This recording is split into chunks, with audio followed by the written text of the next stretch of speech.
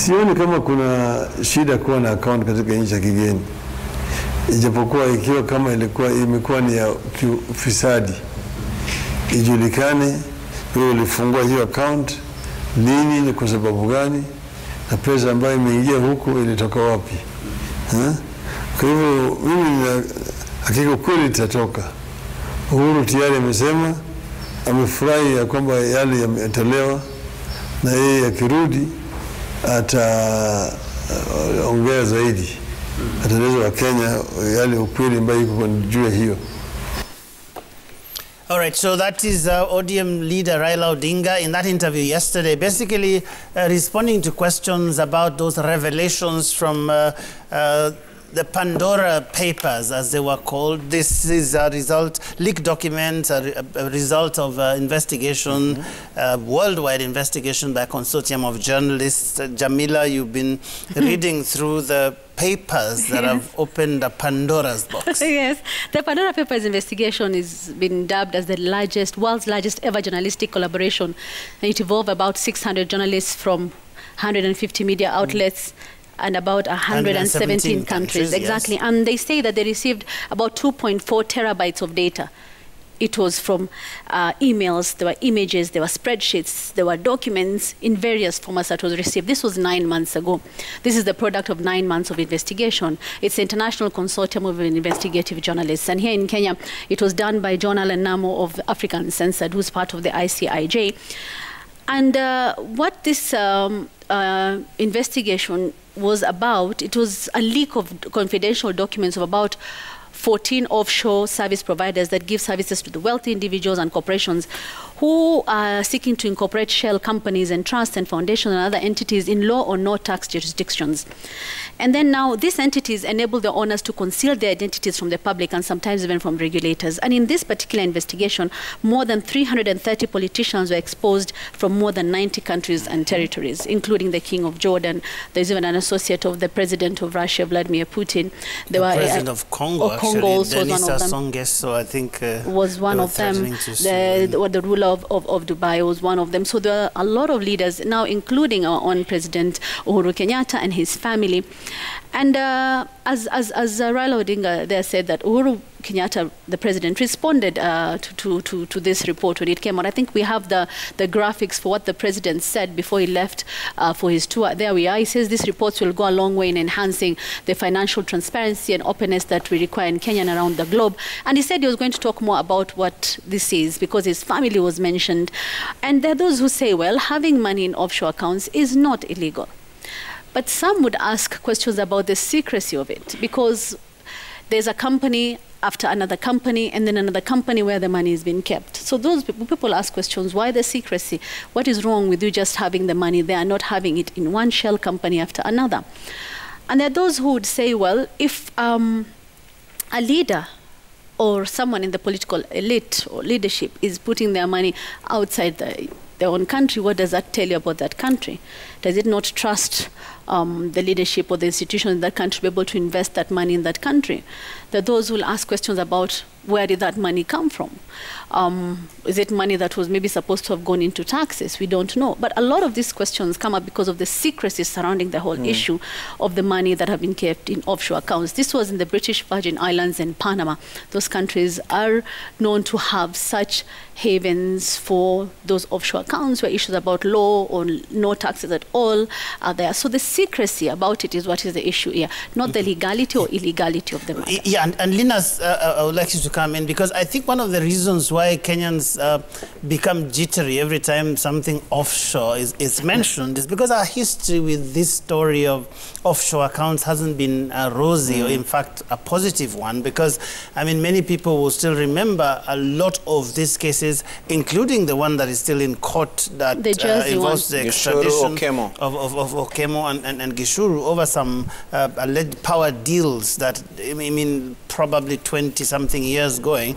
And so the antenna of Kenyans basically just rise every time they hear something about offshore accounts, so that whereas there are all these discussions about whether this is legal or not, there is just something that doesn't smell good when Kenyans hear about this huge sums of money stashed away, because that's the word that is used, stashed away in foreign accounts.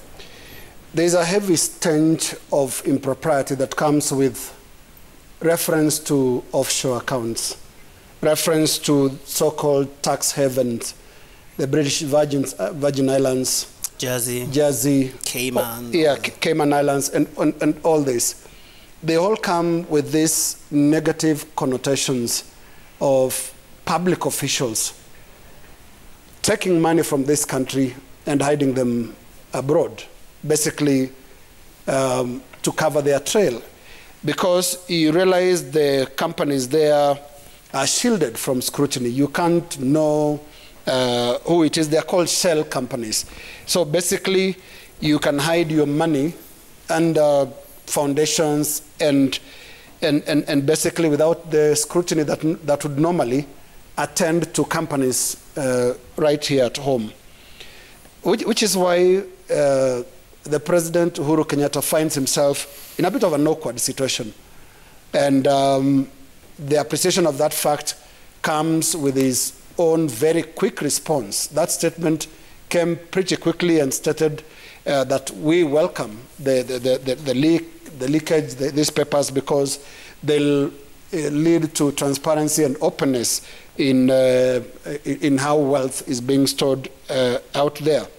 But for the President, it is a question of the company he finds himself in.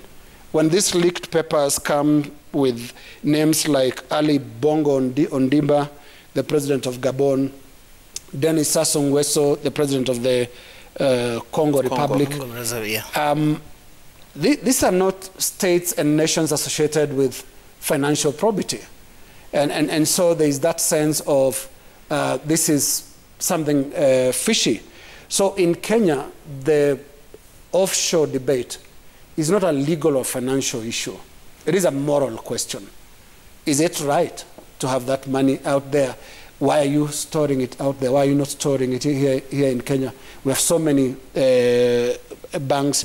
Although offshore accounts have been explained many times, and I think we're having a wrong discussion when we say, oh, there's nothing wrong with it. That's not the conversation Kenyans are having. The conversation Kenyans are having also involves Article 76 of the Constitution, where you, as a public officer, you're not allowed to open a foreign account, because that then means that you'll use your position to hide some of these monies out there.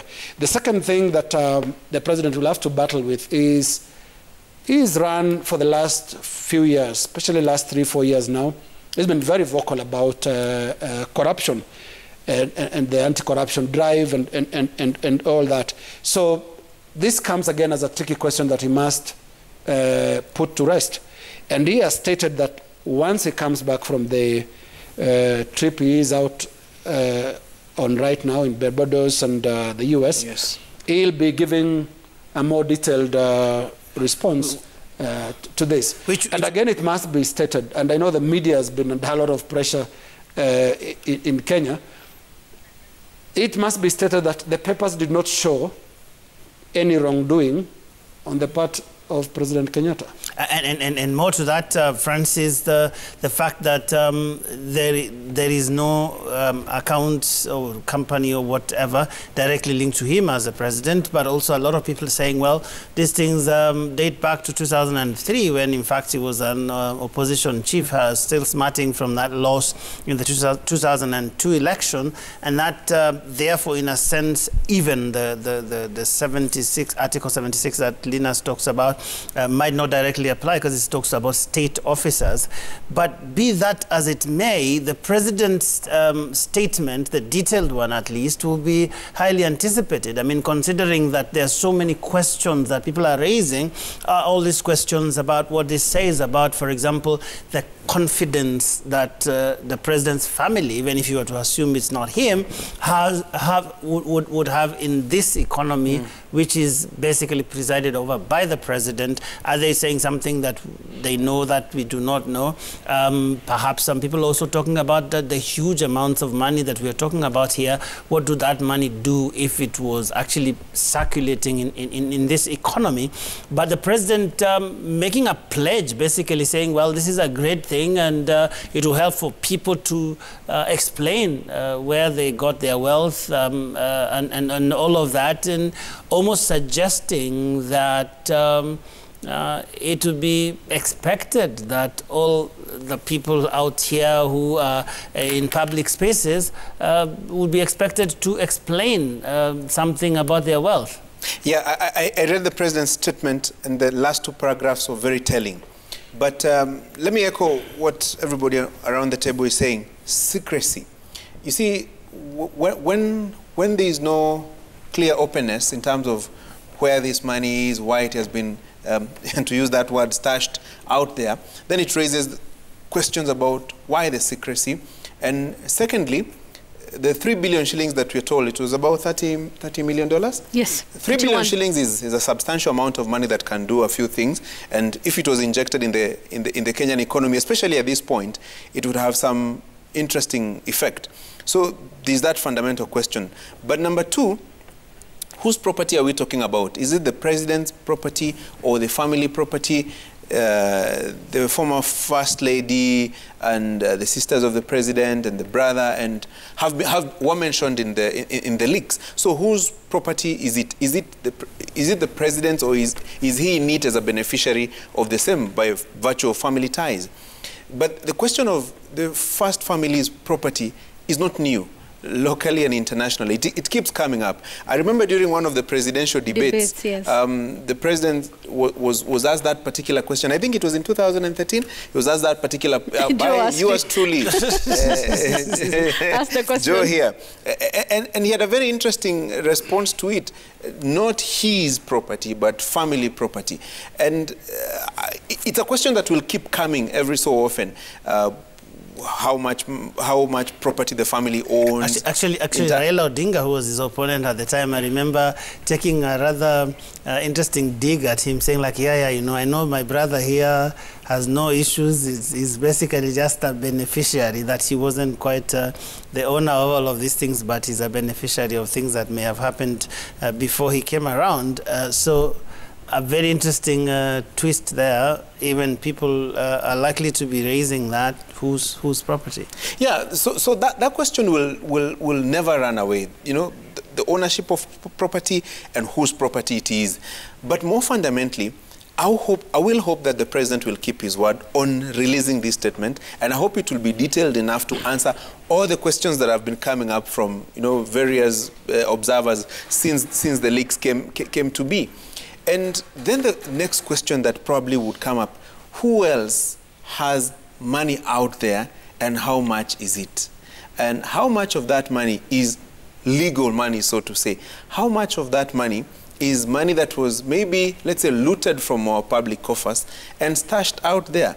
How much of the mega scandals that we keep talking about in our country, be it Anglo-leasing, be it Golden Bag, be it KEMSA, whichever mega scandals that we keep talking about, how much of that money has been stashed out there?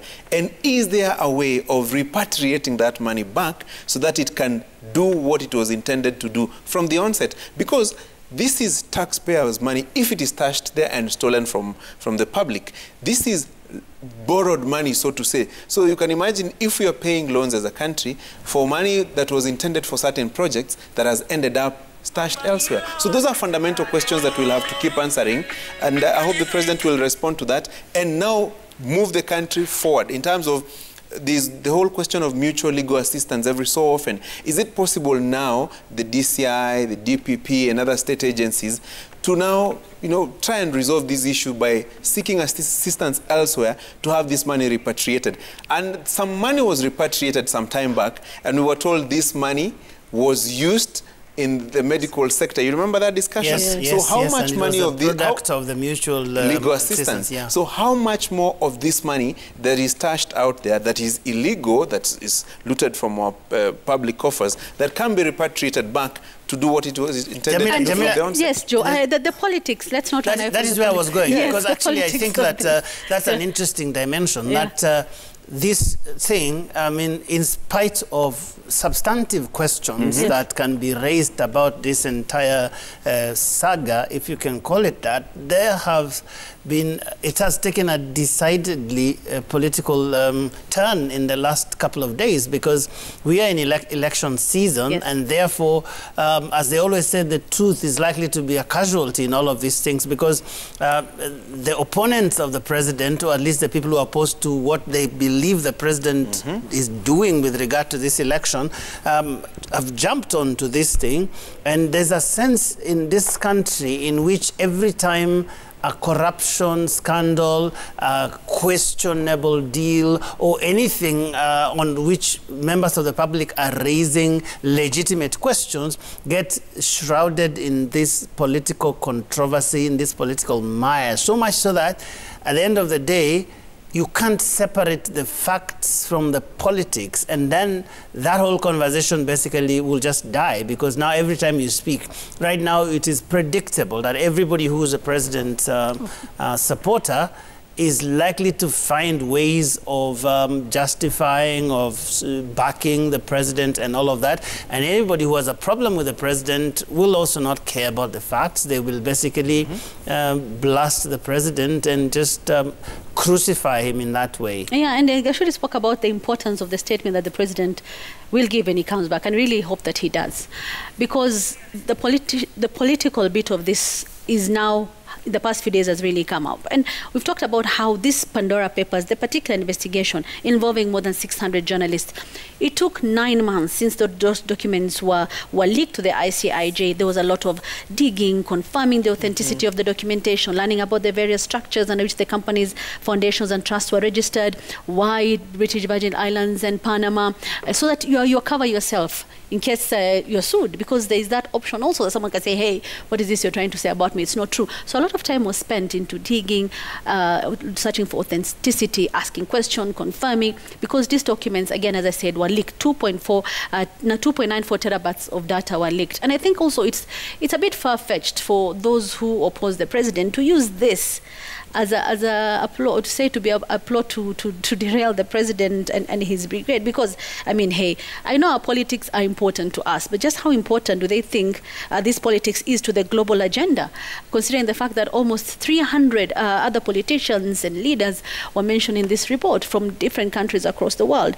So I think it's an inconvenient truth that Kenyan politicians and leaders would rather drive us off a cliff than admit that you have a problem in this country and how we run it, and the corruption scandal, and even our perception in terms of how things are run.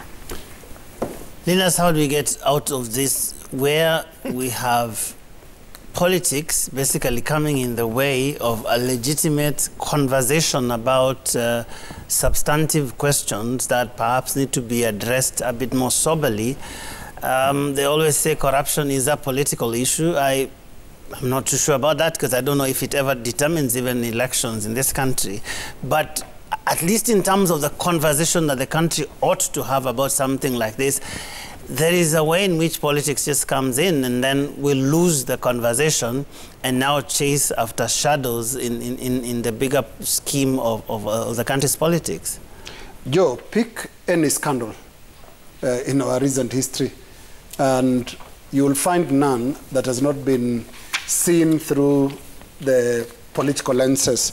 Whether you're talking about NYS, whether you're talking about the Afi House scandal, Aror Kimwarer Dam, SGR, all these are seen from a political angle. And Francis, you remember the hearings at the Senate when we had Governor Waititu, when we had Governor Sonko, and we had Governor Waiguru. All this, and see how Parliament would vote. They would vote along political lines, and the substance is actually lost in the process. Now, something as complex as the issue of offshore accounts will be even more difficult to navigate with our usual political lenses. And I'm not surprised by the divide. And you see the problem with our country right now, it's a question of who will cast the first stone when it comes to the political classes. So much is going on behind the scenes, whether locally or in foreign bank accounts, that makes all of them fall short of the glory. And that's why even progressing this conversation becomes a bit difficult. And former Chief Justice David Maraga spoke today in Mombasa and said that, look, for the issues that people are bringing on the table as presidential aspirants, none of them is touching the elephant in the room. None of them is talking about corruption. So all of them are avoiding that. They're not going to talk about corruption. And in his words, as a country, we still sink our heads deep in the sand. And look, the sand of offshore accounts and offshore politics and tax havens is much, much deeper. You see, Linus, corruption is an issue. Everybody admits as such. But how much of it is an election issue? Is there, for example, a scenario where Kenyans will say, we will not elect so-and-so because he has been linked to corruption scandals? Or will people say, kila mtu achague mwizi wake? Yeah? We've heard sentiments like mwizi wetu or something like that. So whereas it's a good discussion politically, but at the end of it, does it account at the ballot? Do people say, we will vote for so-and-so because of his track record in the fight against corruption? Or we will not vote against so-and-so because he has been involved in corruption? I mean, we've seen elections, people with clear corruption cases in court, but they ended up being elected all the same. So it is a corruption discussion, yes, but how fundamental is it at the end of the day in decision-making at the ballot? That is the fundamental question. When we talk about ballots, this week we've launched the voter registration exercise, Joe and Linus and Gashuri. And day 4, is it? And the numbers across the country are not very impressive. We know that IEBC is trying to target 7.2 million new voters. Most of them are young people. When did our numbers 18, on anything ever become 18, good on day 4? Tunangoja last but the Kenyans need to understand that we don't after have 30 enough days, time, please extend. I couldn't extend because there's no money. IEBC does not have money to extend this exercise. But that is, so you'll hear that. Watu wajitokeze wa register kama wapiga kura. But hey, 7.2 million new voters being targeted by IEBC. Most are the 18-year-olds, those who've turned 18 between 2017 and now. Of course, we look at the dynamics in terms of the region, the numbers expected from each county, and I'm sure the politicians are looking at these numbers and trying to urge, because the past few days they've all been going on and on about tokeni mujisajili kama wapiga kura, mujisajili kama wapiga kura. I had one member of parliament telling his constituents that if you don't have the voter's card, you will not get bursary. I think that's very unfortunate. But this numbers game is very important. But like, look at, but what I'm worried about, especially from the areas I come from, Northeastern, is the issue of identity cards. One, most of those who have applied for them have not yet gotten them. There's 2 where we have about 1.7 million identity cards that are lying across different... Uncollected in different parts of the country. And people need to go collect these cards so they can register as votes. I know there are all these political reasons about the politicians are telling you kachukue kura because they want you to vote for them. 50% plus 1 is no mean feat, and you need each and every vote you can get. But I think also it's important for you as a voter to choose a leader that umeweka kura kwa debe na ukiongoza kichaguliwa ni yule ambaye umemchagua. There's this according to the new election laws, I think they can only have 700 people per polling station, and we'll have about 53,000 of those across the country. And it's important that people register as voters. Again, as I've said, so that you can choose your leaders. Ujue uko wapi, verify. You know that on August 9, 2022, ujitokeze upige kura. The politics aside, I think this is a democratic right. I think it's the only time where you have a bit of power over your leader. You have a power over your leader, and your vote is that power that you have over your leader. Yeah. All right. I mean, you only have a power over your leader if that vote actually counts. Which is why IEBC must really work hard to restore the glory of our elections. We've said previously that the last credible election that people felt they have made a decision was actually held in 2002. And we've had 3 grey elections after that. Grey in terms of basically how the IEBC conducts the exercise. And in 2017, the Supreme Court nullified the presidential election, citing basically the inability of the IEBC to run a process in a credible way. Remember the simple questions: where are those numbers coming from? The ones that are on the screen, what are they? And IEBC, and through its lawyers, could not answer. They could not even defend the numbers that were there. So 2022 is really a major test for IEBC, and it starts with this process of registering voters. That has to go on smoothly, but it should be seen as only part of a long process. Yeah, you see, registering as a voter and participating in an election is your constitutional duty and constitutional right too. But now the question is, I've seen many of the aspirants prepare digital cards, asking their supporters to go and register as voters. But I would think that is not enough. I've seen politicians hold rallies with huge crowds of people. A good number of those people may not necessarily have been registered as voters. So over and above looking at the optics of the number of people that attend a rally, whose rally is more attended and whose rally is not more attended, I think the fundamental issue is trying to convince those people to register as voters. Because failure to do that, then you may be surprised at the end of the day. But more interestingly is IEBC says they are not assured, Kenyans are not assured of another voter registration drive after this one because of lack of resources. And I think that should worry very many people. Why? Because there are people who will turn 18 after this month. So what becomes of them if there is no huge mobilization? Yes, I know there is continuous voter registration, but it is at constituency level. This one is being brought very close to where people are. Maybe I would think there is need for another voter registration drive, maybe next year in February or March or thereabout, so that the numbers can be real.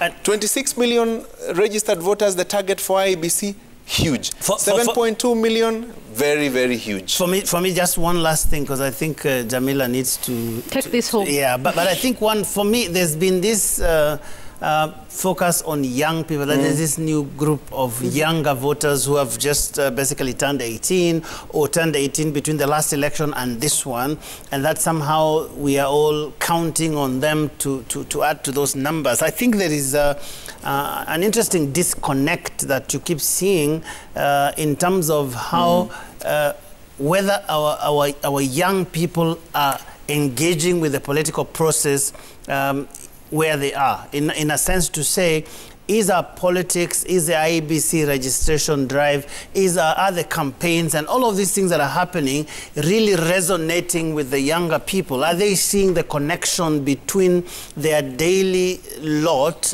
and what happens with the on the political scene? That is to say, do they recognize that if you vote in a particular way, then it directly affects your life? I think there's a sense in which that disconnect exists right now, which is why when you speak to a lot of young people, they actually don't see this voting thing as a priority, because the politics is out there, the politicians are speaking about their own things, and there's a sense in which the younger people think they are fine without engaging with this. And whether you want to think it is right or not, the truth of the matter is that I would be surprised if a lot of young people, 18-year-olds, 19-year-olds, actually turn up in large numbers to register. They should be encouraged to do so. Yes, and that is only to the extent that we're able to make that connection. And then the last thing, I've seen very ridiculous things happening. I mean, politicians are definitely desperate to get people to register. And Jamila,